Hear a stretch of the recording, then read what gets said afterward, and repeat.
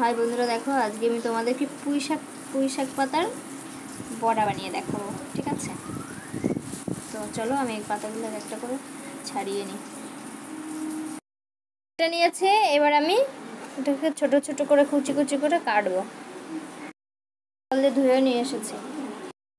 এখানে আমি আতপ চাল নিয়েছি, তো এটাকে আমি ভালো সুন্দর করে ধুয়ে নিয়েছি।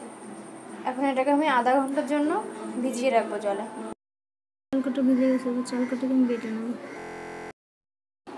আধা ঘন্টা হয়ে গেছে, চালটাকে এবার আমি বেটে নেব শিলে।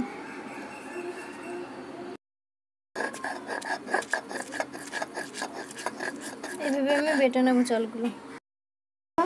আমি শিলে বেটে নিয়েছি চালের গুঁড়িটা, চালটা বেটে নিয়েছি। দেখো এরকম হবে, একটু দানা দানা থাকবে, যেহেতু একদম ফিনিশিং করে বাটা যাবে না। পাতাগুলো আমি কুচি কুচি করে কেটে নিয়েছি। আর পাতার বড়া বানাতে কি কি লাগে? পেঁয়াজ কুচি নিয়েছি এখানে একটা, আর দুটো কাঁচা লঙ্কা, আর সামান্য একটু ধনেপাতা কুচি, আর চালের গুঁড়ো তো অলরেডি আছে। তো এটাকে আমি এখন মাখিয়ে নেব। পেঁয়াজ দিয়ে দিলাম,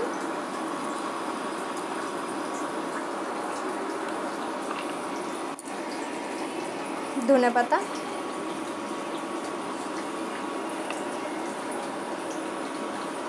আর লঙ্কা কুচি,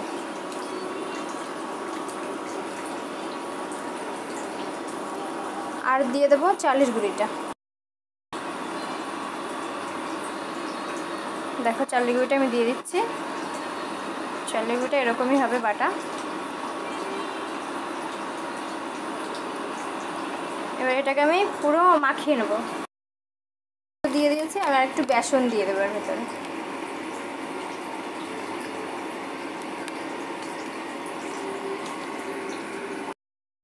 নুন,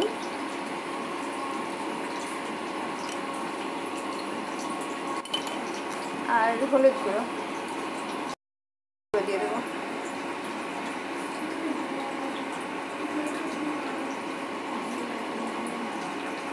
আর একটু শুকনো লঙ্কার গুঁড়ো।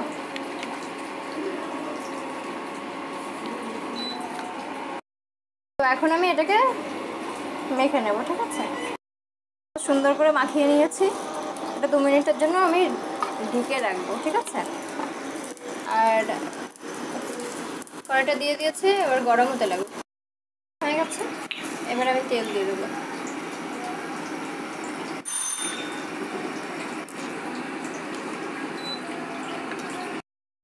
কড়াইটা গরম হয়ে গেছে, তেলটা গরম হয়ে গেছে। এবার আমি শাকগুলো একটু একটু করে দিয়ে দেবো।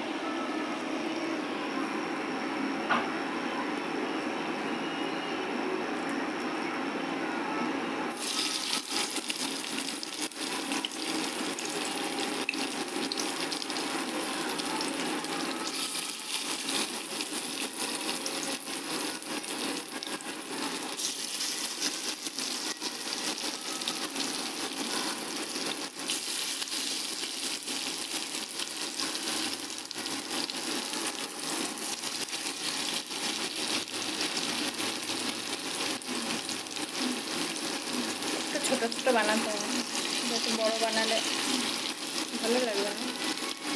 ভালো করে ভাজা হবে।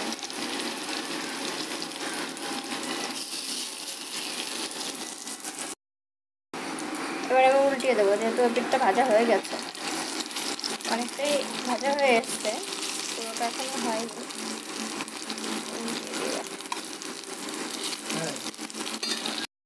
সুন্দর ভাজা হয়ে গেছে, আর 1 মিনিট মতো ভাজবো, তারপরে আমি নামিয়ে।